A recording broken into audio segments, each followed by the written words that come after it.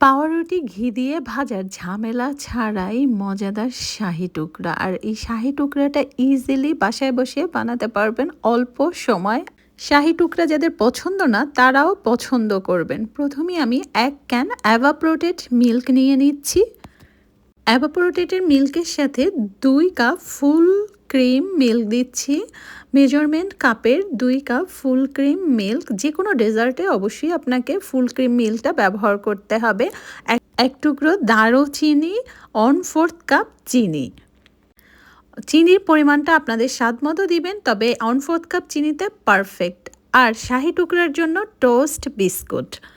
প্রাণের এই টোস্ট বিস্কুটটা নিয়েছি, যেটা সুইট ছিল। তো আপনারা চাইলে যে কোনো ব্র্যান্ডের টোস্ট বিস্কুট নিতে পারেন, বা দেশের বাইরে যে বিস্কিটগুলো পাওয়া যায় টোস্টের মতো ওটাও নিতে পারেন। পাউরুটি ঘিতে ভাজা অনেক টাইম লাগে, তার থেকে কিন্তু এটা বেস্ট আর মজারও। একটা প্যানে আমি 5 পিস টোস্ট নিয়ে নিয়েছি। আমি যে পরিমাণে মিল্ক দিয়েছি তার জন্য কিন্তু 5 পিস টোস্ট পারফেক্ট। দুধটা জাল দিয়ে নিচ্ছি। দুধ জাল দেওয়ার এ পর্যায়ে কেউ চাইলে আরও বেশি দিয়ে ঘন করতে পারেন, কিন্তু আমি যে মাপটা বলেছি তার জন্য 5 পিস টোস্টে একদম পারফেক্ট মিল্ক ছিল। মিল্কটা গরম হলে 1/4 কাপ পাউডার মিল্ক দিয়ে দিচ্ছি। আমি সবসময় ডেজার্টে পাউডার মিল্ক ব্যবহার করি, কারণ তাহলে চুলায় জাল দিয়ে অনেকক্ষণ টাইম নিয়ে ঘন করার পার্টটা স্কিপ করা যায়। পাউডার মিল্ক দিলে সাধারণত ঘন হয়ে যায়। তো দুধটা যখন ঘন হয়ে যাবে, মানে ফুটে উঠবে, এরপরে আমি টোস্ট বিস্কুটের মধ্যে হাফ পরিমাণ, যে পরিমাণে দুধ নিয়েছি তার হাফ পরিমাণের দুধ দিয়ে দিচ্ছি, একদম গরম গরম দুধটা। আর কিছু বাদাম স্লাইস, কিশমিশ। তো হাফ পরিমাণে দুধ দিয়ে আমি 15 মিনিট রাখবো। 15 মিনিটে কিন্তু বেশ ভালোই মিল্কটা সোক হয়ে যাবে বিস্কিটগুলিতে। একটু নেড়ে চেড়ে নিচ্ছি। দুধটা দেওয়ার পরে মনে হবে অনেক বেশি, বাট এটা সোক করে নিবে সম্পূর্ণ। 5 মিনিট পরে একটু বিস্কিটগুলো উল্টে দিচ্ছি, যেন দুই সাইডে ভালো করে মিল্কটা পায়। বিলিভ করেন এই শাহি টুকরাটা না পাউরুটিতে ঘি ভাজার শাহি টুকরার থেকে বেস্ট, ইয়ামি লাগে আর বানানো সহজ। তবে চিনির পরিমাণটা কেউ যদি সুইট ছাড়া টোস্ট ব্যবহার করেন তাহলে আরেকটু বাড়িয়ে দিবেন।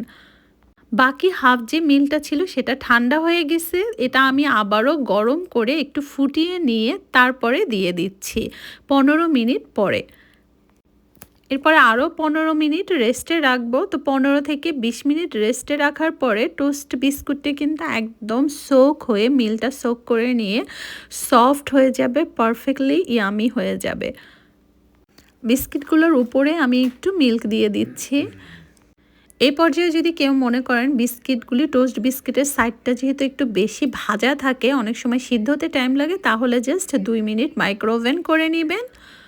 কারণ মিল্কটা ঠান্ডা হয়ে যায়, তখন সোক করতে টাইম লাগে। তো ওই পর্যায়ে 2 মিনিট মাইক্রোওভেন করে নিলেই হয়ে যাবে। আর না লাগলে গরম গরম, যেহেতু দুবার দিয়েছি, তো দুবার গরম মিল্ক দিলেই পারফেক্টলি দেখেন সোক হয়ে গেছে। আর আমি যে পরিমাণে মিল্ক নিয়েছিলাম 5টা বিস্কিটের জন্য পারফেক্ট একটা শাহি টুকরা। এর থেকে মজার শাহি টুকরা আমি বলবো এর আগে কেউ খাননি। আর বানানো কিন্তু খুবই খুবই সহজ।